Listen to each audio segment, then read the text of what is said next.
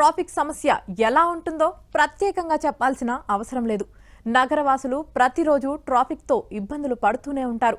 అయితే గతంలో CV Anand Hyderabad police కమిషనర్గా ఉన్నప్పుడు ట్రాఫిక్ నియంత్రణకు పకడ్బందీ చర్యలు తీసుకున్నారు.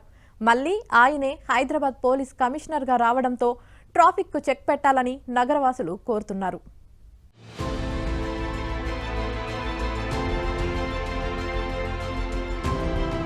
హైదరాబాద్ వాసులకు ట్రాఫిక్ నిత్యం నరకం చూపిస్తూనే ఉంటుంది. ఎక్కడ పడితే అక్కడ ట్రాఫిక్ ఉల్లంఘనలు, ఎప్పుడు పడితే అప్పుడు ట్రాఫిక్ జామ్లు తప్పటం లేదు. వాహనాలను నియంత్రించాల్సిన ట్రాఫిక్ విభాగం కెమెరాలు, ట్యాబ్లను చేతపట్టి ఈ చలాన్లకి పరిమితమవుతున్నారు. చౌరస్తాలతో పాటు కొన్ని ప్రాంతాలలోనే ఉంటూ డ్రైవ్స్ చేస్తున్నారు. దీంతో మిగిలిన ప్రాంతాలలో ఎక్కడికక్కడ ఉల్లంఘనలతో కొందరు వాహనదారులు రెచ్చిపోతున్నారు. అయినా ఎవరు పట్టించుకోకపోవడంతో ట్రాఫిక్ సమస్యలు రోజురోజుకు పెరిగిపోతున్నాయి.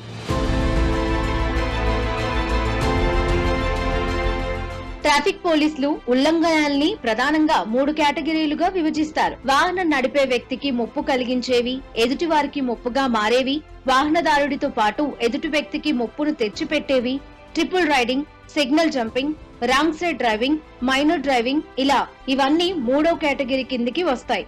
రాజధానిలో 3వ కేటగిరీకి చెందిన ఉల్లంఘనలే ఎక్కువగా ఉంటున్నాయి.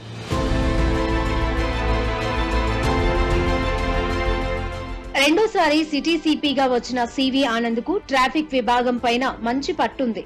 గతంలో సుదీర్ఘకాలం సిటీ ట్రాఫిక్ చీఫ్ గా వ్యవహరించారు. అప్పట్లో ఆయన వేసుకున్న మార్క్ ఇప్పటికీ మర్చిపోనిదే. సైబరాబాద్, హైదరాబాద్ సిపిలుగా పనిచేసినప్పుడు అనేక సంస్కరణలను తీసుకువచ్చారు. మరోసారి హైదరాబాద్ సిపిగా బాధ్యతలను చేపట్టిన తర్వాత కూడా ట్రాఫిక్ సమస్యలపైన సివి ఆనంద్ స్పందించారు. హైదరాబాద్ లో ట్రాఫిక్ పరిస్థితి గురించి విన్నానని, త్వరలోనే ఆ సమస్యకు పరిష్కారం చూపుతామన్నారు. ఈ నేపథ్యంలో ట్రాఫిక్ పైన సిపి ఆనంద్ ప్రత్యేక దృష్టి పెట్టాల్సిన అవసరం ఉందని నగరవాసులు కోరుతున్నారు.